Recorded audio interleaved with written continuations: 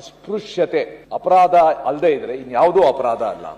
Ultimately ಈ ಅಸ್ಪೃಶ್ಯತೆ ಅದರ ಕಾರಣದಿಂದ ಬಹಿಷ್ಕಾರ ಇದು ಮಾನಸಿಕತೆಯ ಎಷ್ಟು ಮಟ್ಟಿಗೆ ನಾವು ಕಾನೂನಿಂದ ಇದನ್ನು ನಿಯಂತ್ರಿಸ್ತೀವಿ ಅನ್ನೋದು ದೊಡ್ಡ ಸಮಸ್ಯೆ. ಪುಣ್ಯ ನಮ್ಮ ರಾಜ್ಯದಲ್ಲಿ ಖಾಪ್ ಪಂಚಾಯಿತಿ ತರ ವ್ಯವಸ್ಥೆ ಇಲ್ಲ. ಹರಿಯಾಣದಲ್ಲಿ ಅಲ್ಲೆಲ್ಲ ನೋಡಿದೀವಿ. ಆ ಪಂಚಾಯತಿಯವರು ಕೂತ್ಕೊಂಡು ಡಿಸೈಡ್ ಮಾಡಿದ್ರೆ ಕುಟುಂಬನೇ ಬಹಿಷ್ಕಾರ ಮಾಡ್ತಾರೆ, ಹಳ್ಳಿನೇ ಬಹಿಷ್ಕಾರ ಮಾಡ್ತಾರೆ. ಅದನ್ನೆಲ್ಲ ನೋಡಿದೀವಿ. ಅದಕ್ಕೋಸ್ಕರ ನಾವು ಈ ಕಾನೂನು ಜೊತೆ ಈ ಮಾನಸಿಕತೆನ ತೆಗೆದಾಗ ಹೇಗೆ, ಮಾನಸಿಕತೆ ಎಲ್ಲರೂ ಒಂದು ಅನ್ನೋ ಒಂದು ಮಾನಸಿಕತೆ ಇರೋದು ಹೇಗೆ ಅನ್ನೋದು ಪ್ರಶ್ನೆ.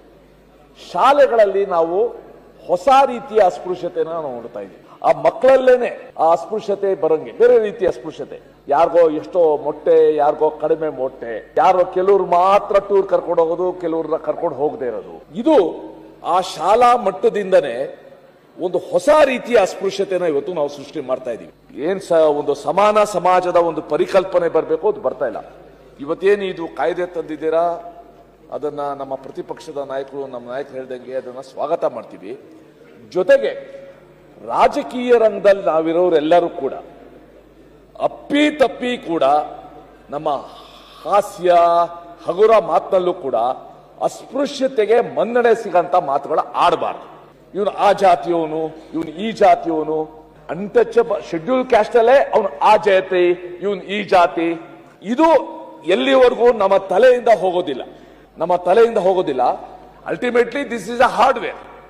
ಮಾನಸಿಕತೆ ಅನ್ನೋದು ಸಾಫ್ಟ್ವೇರ್. ಇದು ಆ ಸಾಫ್ಟ್ವೇರ್ ಸರಿಯಾಗೋವರೆಗೂ ಈ ಕಾನೂನು ಎಷ್ಟು ಮಟ್ಟಿಗೆ ಪರಿಣಾಮಕಾರಿಯಾಗುತ್ತೆ ಅನ್ನೋ ನಾವು ಪ್ರಶ್ನೆ ಮಾಡ್ಕೋಬೇಕು. With all these things we welcome this bill. ಇದರಿಂದನಾದ್ರೂ ಕೂಡ ಬಹಳ ದುಃಖ ಆಗುತ್ತೆ. ಆ ಸಣ್ಣ ಸಣ್ಣ ಊರುಗಳಲ್ಲಿ ಬಹಿಷ್ಕಾರ ಆಗಿರೋ ಕುಟುಂಬಗಳು, ಬಹಿಷ್ಕಾರ ಆಗಿರೋ ಸಮುದಾಯ, ಅವ್ರ ಮಕ್ಕಳು ಪರದಾಡೋ ಒಂದು ಸ್ಥಿತಿ. ಇದಕ್ಕೆ ನಾವು ಪೂರ್ಣ ವಿರಾಮ ಹಾಡದೇ ಇದ್ರೆ ನಾವೆಷ್ಟೇ ಪೀಠಿಗೆ ಓದಿದ್ರು ಕೂಡ ನಾವು ಒಂದು ಯಾಂತ್ರಿಕವಾಗಿ ಪೀಠಿಗೆ ಓದ್ತೀವಿ ಹೊರತು ಅದನ್ನ ನಮ್ಮ ಜೀವನದಲ್ಲಿ ಅಳವಡಿಸ್ಕೊಳ್ಳೋದು ಕೂಡ ಮುಖ್ಯ ಅಂತ ಹೇಳಕ್ ಇಷ್ಟಪಡ್ತೀವಿ.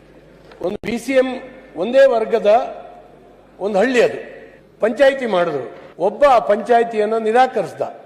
ನನಗೆ ಇದು ಅನ್ಯಾಯ ಆಗ್ತದೆ, ನಾನು ಒಪ್ಪೋದಿಲ್ಲ ಅಂತ. ನೀನು ಒಪ್ಪದೇ ಇದ್ರೆ ನಿನಗೆ ಸಾಮಾಜಿಕ ಬಹಿಷ್ಕಾರದ ಶಿಕ್ಷೆ. ಎಷ್ಟು ಮಟ್ಟಿಗೆ ಅಂದ್ರೆ ಅವನು ಕುಟುಂಬ ಬಹಿಷ್ಕಾರ ಮಾಡಿದ್ದಲ್ಲ, ಅವನು ಬೆಳೆದಂತ ಫಸಲು ಬರುವಂತ ತೆಂಗಿನ ಮರಗಳನ್ನ ಕಡ್ದು ಹಾಕಿದ್ರು. ಇಡೀ ಊರು ಸೇರಿ ಎಲ್ಲರೂ ಬರ್ಬೇಕು ಅಂತೇಳಿ ಹೇಳಿ ಒಂದು ಪರಮಾನ ಹೊರಡಿಸಿದ್ರು. ಬಂದ್ರು, ಕಡ್ದ. ನಾನು ಹೋಗಿ ನೋಡಿ ಹೊಟ್ಟೆ ಉರಿತು. ನಾನು ಫೋನ್ ಮಾಡಿ ಅಲ್ಲೊಬ್ಬ IPS ಅಧಿಕಾರಿ ಪ್ರೊಫೆಷನರ್ ಇದ್ದ, ಅವ್ರು ಹೇಳಿದೆ, ನೋಡಪ್ಪ ಹಿಂಗ ಆಗ್ತಾ ಇದೆ, ಬಡವ ಏನೋ ಕೃಷಿ ಮಾಡಿದ್ದಾನೆ. ಪೊಲೀಸ್ ಜೀಪಲ್ಲಿ ಆರಾಮ್ ಹೋಗಿ ಅದನ್ನ ನೋಡಿ 2 ಎಳನೀರು ಬಿದ್ದಿದ್ದನ್ನ ಕಡ್ದು ಹಾಕಿದ್ರಲ್ಲ, ಅವ್ರು ಎಳನೀರು ಬಿದ್ದಿದ್ದನ್ನ ಕುಡ್ಕೊಂಡು ವಾಪಸ್ ಬಂದಿಯಾನ. ಪೊಲೀಸ್ ಅಧಿಕಾರಿ ಕೂಡ ಏನು ಮಾಡಲಾರ್ದಿದ್ದ ಸ್ಥಿತಿ. ನಾನು ಯಾಕೆ ಹೇಳ್ತಾ ಇದ್ದೀನಿ ಅಧ್ಯಕ್ಷರೇ, ಈಗಾಗಲೇ ಸುರೇಶ್ ಕುಮಾರ್ ಅವರು ಹೇಳಿದ್ರು, ಈ ಬಿಲ್ಲನ್ನು ಬಹಳ ತಡವಾಗಿ ತಂದಿದ್ದೀರಿ. ನಾವೆಲ್ಲರೂ ಈ ಬಿಲ್ಲನ್ನು ಬಹಳ ಬೇಗ ತರಬೇಕಾಗಿತ್ತು. ನಾವಿವತ್ತು ಬಹಳ ಆಧುನಿಕ ಪ್ರಪಂಚದಲ್ಲಿ ಇದ್ದೇವೆ ಅಂತ ಹೇಳಿ ತಿಳ್ಕೊಂಡಿರ್ತಕ್ಕಂಥ ನಾವು ಈ ರೀತಿ ನಮ್ಮಲ್ಲೆಲ್ಲ ಇಲ್ಲ. ನಮ್ಮ ಮಲೆನಾಡು ಆ ಭಾಗದಲ್ಲಿ ಎಲ್ಲೂ ಇಲ್ಲ, ಈಗ ಹೋಗ್ಬಿಟ್ಟಿದೆ. ಆದ್ರೆ ಈ ಭಾಗದಲ್ಲಿ ಉತ್ತರ ಕರ್ನಾಟಕದಲ್ಲಿ ವಿಶೇಷವಾಗಿ ಕೆಲವು ಹಳ್ಳಿಗಳಲ್ಲಿ ಇನ್ನೂ ಕೂಡ ಪ್ರಚಲಿತದಲ್ಲಿ ಇದೆ ಅನ್ನುವಂಥದ್ದು ನಾನು ಕೇಳಿದ್ದೀನಿ.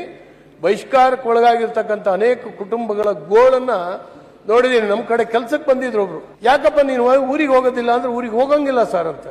ಯಾಕೆ ಅಂತ ಹೇಳಿದ್ರೆ ನಮ್ಮನ್ನು ಬಹಿಷ್ಕಾರ ಹಾಕಿದ್ದಾರೆ, ಹಳ್ಳಿ ಒಳಗಡೆ ನಾವು ಹೋಗಂಗಿಲ್ಲ, ನಮ್ಮ ಹತ್ರ ಮಾತಾಡೋಂಗಿಲ್ಲ, ನಮ್ಮ ನೆಂಟರು ಕೂಡ ನಮ್ಮ ಮನೆಗೆ ಬರೋಂಗಿಲ್ಲ, ನಮ್ಮನ್ನ ಯಾರ ಮನೆಗೂ ಕೆಲ್ಸಕ್ಕೆ ಕರೆಯೋದಿಲ್ಲ. ಈ ರೀತಿಯ ಬಹಿಷ್ಕಾರದ ಭಾವನೆ.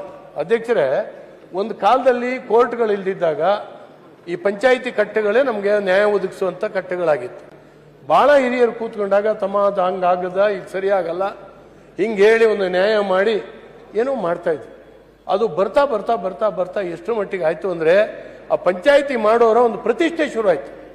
ನಾನು ಹೇಳ್ದಂಗೆ ಕೇಳದೆ ಇದ್ರೆ ನೀನು ಬಹಿಷ್ಕಾರ ಹಾಕಿಸ್ತೀನಿ ನೋಡು ಅಂತ. ಕಂಬಕ್ಕೆ ಕಟ್ಟಾಕಿ ಹೊಡಿತಾ ಇದ್ರು, ಮರಕ್ಕೆ ಕಟ್ಟಾಕಿ ಹೊಡಿತಾ ಇದ್ರು. ಇಂಥ ಒಂದು ಸಂದರ್ಭಗಳು ಇವತ್ತೂ ಇದ್ದಾವೆ. ಆದ್ರಿಂದ ಇಂಥ ಕಾಯ್ದೆಗಳು, ಇಂಥ ಅನಿಷ್ಟ ಪದ್ಧತಿಯನ್ನ ದೂರ ಮಾಡೋದ್ರಲ್ಲಿ ಯಶಸ್ವಿ ಆಗಲಿ ಅಂತ ನಾನು ಹಾರೈಸ್ತೀನಿ.